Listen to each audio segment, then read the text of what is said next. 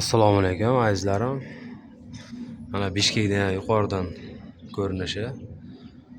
Bugungi havomiz bugun 2026-yilda 1-fevral sanasida turibmiz. Xudo xolasa bahorga yaqinlashib ozgina qoldi. Bir oy, 28 kun, 29 kun vaqt.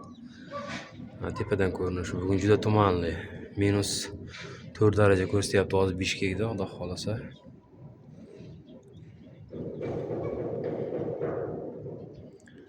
Mana ko'rganingizdek azizlarim, tomonlar ham unchalik ko'rinmayapti do'stlar. Mana ko'rganingizdek. Ko'cha bu Grajdanskiy ulitsasi bu. Yonimizda parallel ko'chamiz u.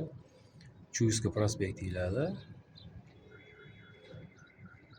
Azizlar, sizlarga qanchalik yaxshi ko'rinyapti? Ya'ni bu tumandaligi uchun do'stlar unchalik yaxshi tasvir unchalik tiniq chiqmasligi mumkin. Mana ko'rib turganingizdek.